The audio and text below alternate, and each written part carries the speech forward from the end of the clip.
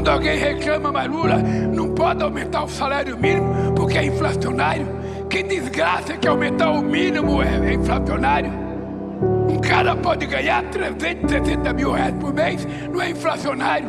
Outro pode ganhar 55 milhões, não é inflacionário. Outro pode pagar, como a Petrobras pagou, 45 bilhões de dividendos sem pagar nenhum centavo de imposto de renda, não é inflacionário. Agora vem o cara do Banco Central e fala, não pode aumentar o salário mínimo e esse negócio de pleno emprego pode causar inflação.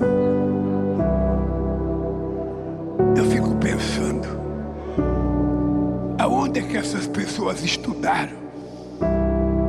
Qual foi a formação que essas pessoas tiveram? Em que Deus essas pessoas acreditam? Será que é verdade que eles acreditam em Deus? Porque não é possível que alguém que seja cristão seja tão insensato, seja tão desumano, pense tanto só em si.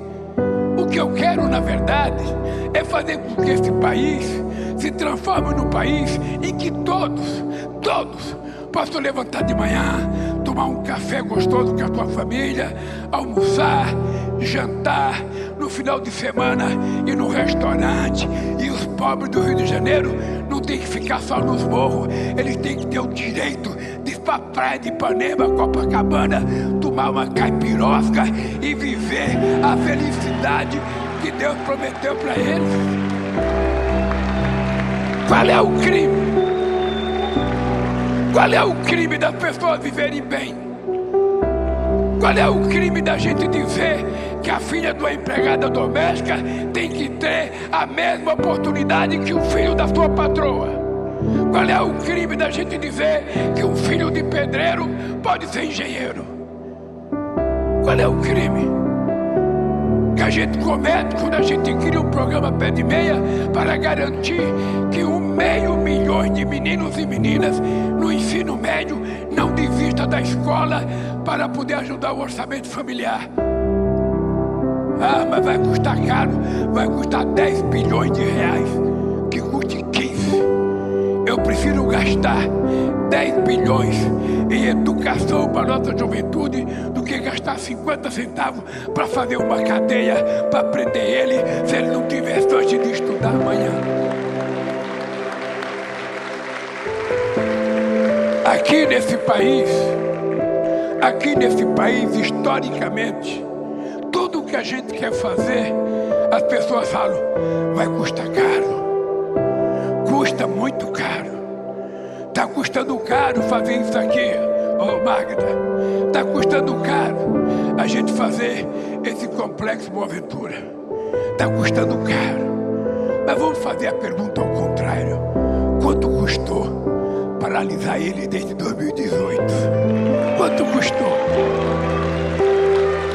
Quanto custou a esse país a gente não ter feito reforma agrária na década de 50?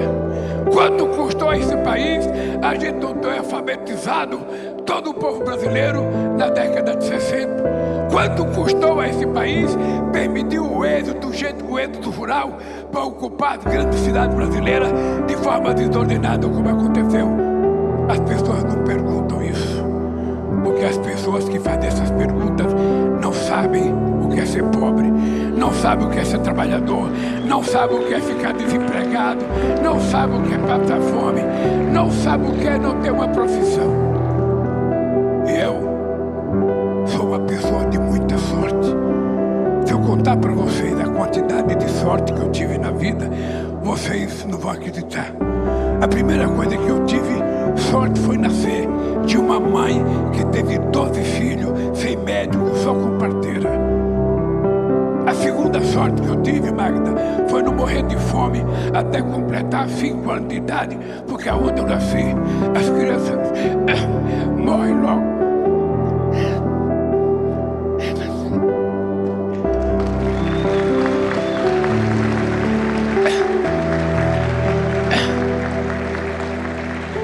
A terceira sorte que eu tive foi ter uma mãe que era analfabeta, teve coragem de se separar do marido com 8 filhos menores, porque 4 já tinham morrido. Ela levou a gente para um barraco. A gente dormia amontoado. E ela nunca mais quis voltar com meu pai, apesar da quantidade de vezes que ele mandou os irmãos dele convencer ela. Eu digo isso porque tem muita mulher que vive com o marido porque o marido paga o aluguel. Eu vivo com o marido porque ele dá comida em casa. Nenhuma mulher pode vender a sua honra, a sua dignidade por um prato de comida.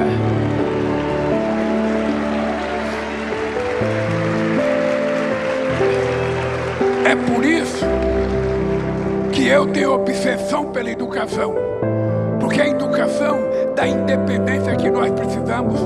Uma mulher bem formada, uma mulher com profissão, ela só vai viver com um homem se ela gostar dele, ou viver, sabe, com a mulher, viver com gente.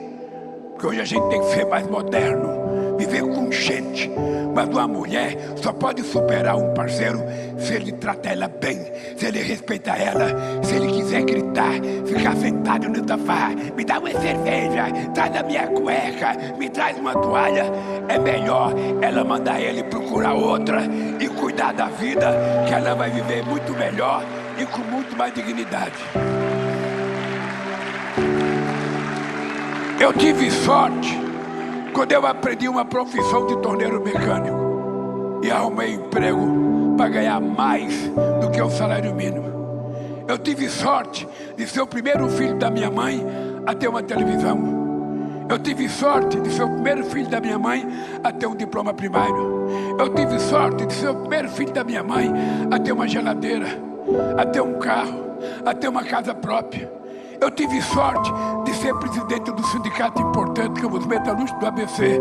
E por conta disso, eu tive sorte de trabalhar com uma classe trabalhadora consciente, que me ajudou a compreender que eu precisava criar um partido político, porque as leis que a gente quer que seja aprovada não serão pelos nossos adversários dentro do Congresso Nacional.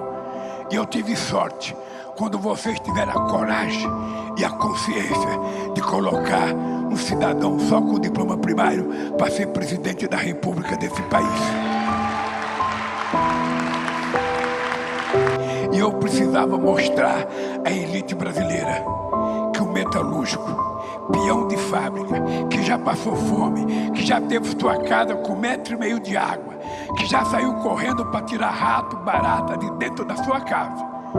Eu quero provar para eles que eu tenho mais competência de governar do que eles que nasceram numa vida de nababo, na detrimento de ouro, e estudaram quanto eles quiserem.